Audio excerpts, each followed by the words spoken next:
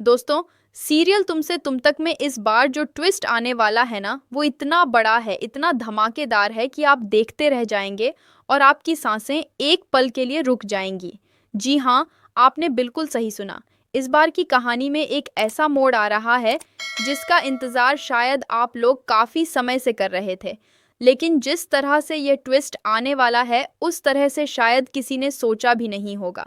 अब तक अनु और आर्य की लव स्टोरी में बहुत सारी मुश्किलें आ चुकी हैं, बहुत सारी रुकावटें आ चुकी हैं, लेकिन इस बार जो रुकावट आने वाली है, वो पहले वाली सभी रुकावटों से कई गुना ज़्यादा खतरनाक है, कई गुना ज़्यादा पेचीदा है। क्योंकि इस बार दुश्मन कोई बाहरी नहीं है, इस बार दुश्मन वो है जो पहले से ही इनकी ज़िंदगी का हिस्सा रह चुका है, जो पहले से ही इनके दिलों में दर्द भर चुका है और जो अब एक बार फिर से इनकी खुशियों को तबाह करने के लिए वापस आ गया है। जी हाँ दोस्तों, आने वाले एपिसोड्स में आप देखने वाले हैं कि जालंधर की एंट्री हो चुकी है अनु और आर्य की लाइफ में।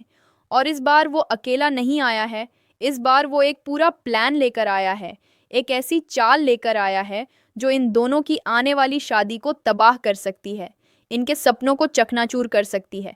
लेकिन सवाल ये है कि यह सब हुआ कैसे? जालंधर ने आखिर किस तरह से इनकी जिंदगी में दोबारा एंट्री ली? उसने क्या प्लान बनाया है और उसकी अगली चाल क्या होने वाली है? यह सब हम आज आपको डिटेल में बताने वाले हैं। तो दोस्तों, बने रहिए हमारे साथ। और अगर अभी तक आपने हमारे चैनल को सब्सक्राइब नहीं किया है तो अभी जल्दी से सब्सक्राइब कर लीजिए और बेल आइकन को भी दबा दीजिए ताकि आने वाले हर बड़े ट्विस्ट की नोटिफिकेशन आपको सबसे पहले मिल सके। क्योंकि यह कहानी अब उस मोड़ पर पहुंच चुकी है जहां से हर एक एपिसोड में कुछ ना कुछ ऐसा होने वाला है जो आपको हैरान कर देगा। तो दोस्तों, चलिए अब शुरू से समझते हैं पूरी कहानी। आने वाले एपिसोड्स में आप देखने वाले हैं कि एक तरफ जहां अनु और आर्य की शादी की तैयारियां जोर शोर से चल रही हैं, घर में खुशी का माहौल है, हर कोई इस शादी को लेकर उत्साहित है, वहीं दूसरी तरफ कहानी में एक बेहद ही साधारण सी घटना से एक बहुत बड़े तूफान की शुरुआत होने वाली है।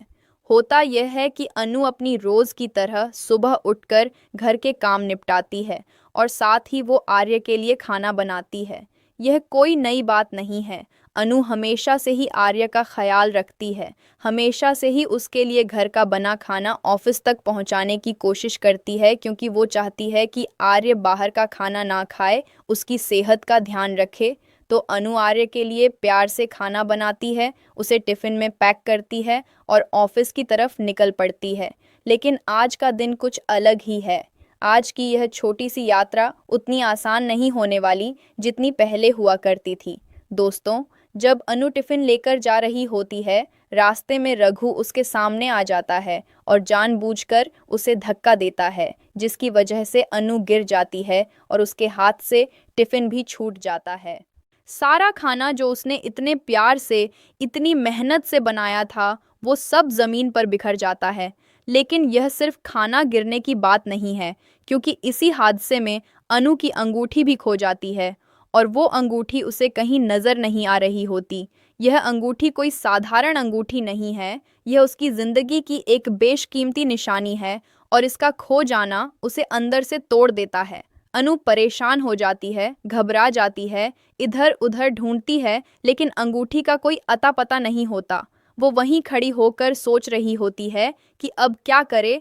तभी वहां पर पुष्पा जी और गोपाल जी आ जाते हैं। अनु उन्हें पूरी बात बताती है, रघु की हरकत के बारे में, खाने के गिरने के बारे में और अंगूठी के खो जाने के बारे में।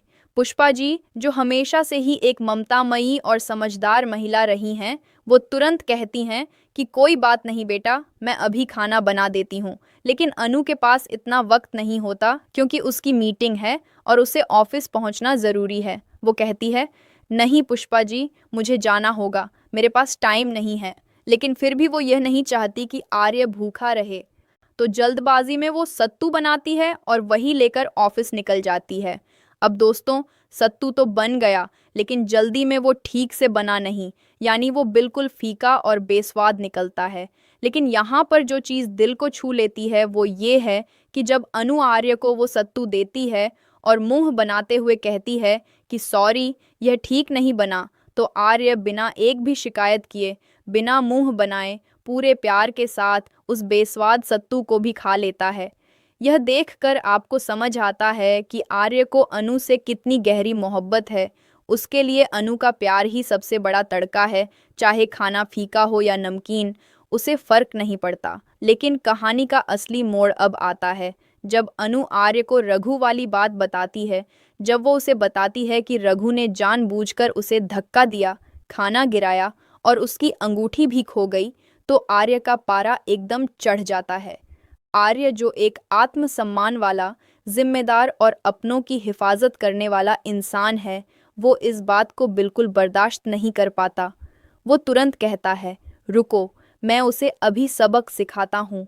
वो उठने लगता है, गुस्से में होता है, लेकिन तभी अनु उसे रोक लेती है। अनु समझदार है, वो जानती है कि इस वक्त गुस्से में कोई कदम उठाना सही नहीं होगा, खासकर जब शादी इतनी नज़दीक है, और इसीलिए वो आर्य को शांत करती है।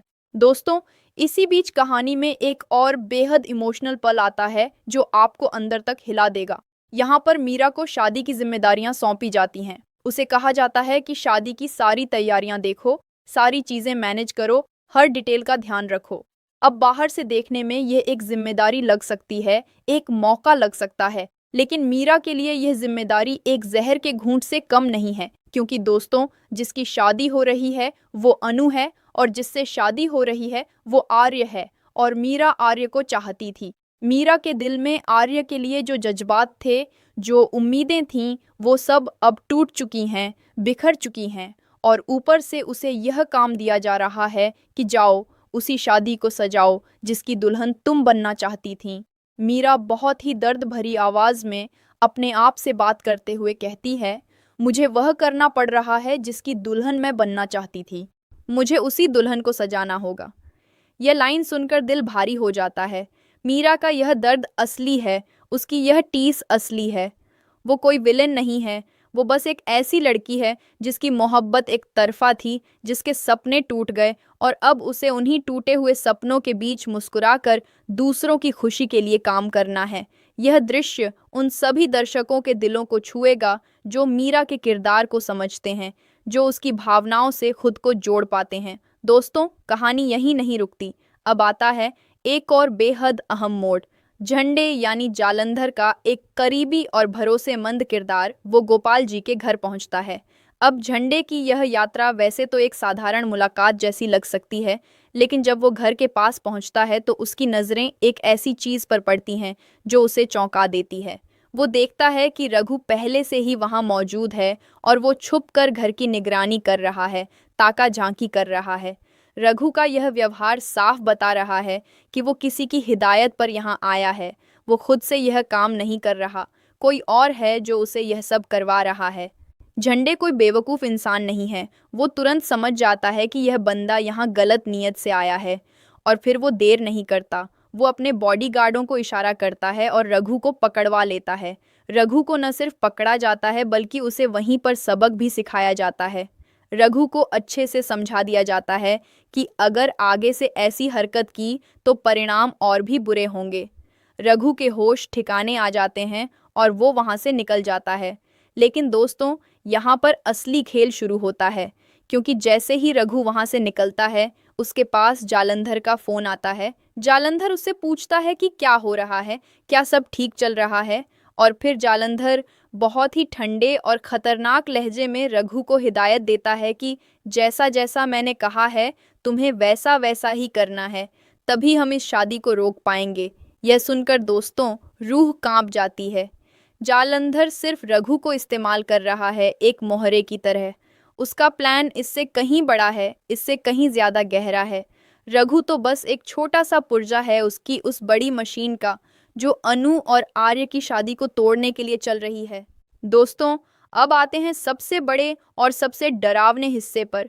एक तरफ जहां अनु और आर्य अपनी आने वाली शादी को लेकर खुश हैं, एक दूसरे के साथ वक्त बिता रहे हैं, एक दूसरे की परवाह कर रहे हैं, एक दूसरे के लिए त्याग कर रहे हैं, वहीं दूसरी तरफ यह दोनों इस बात से बिल्कुल अनजान हैं कि उनकी खुशियों के पीछे एक बहुत बड़ा खतरा पल रहा है।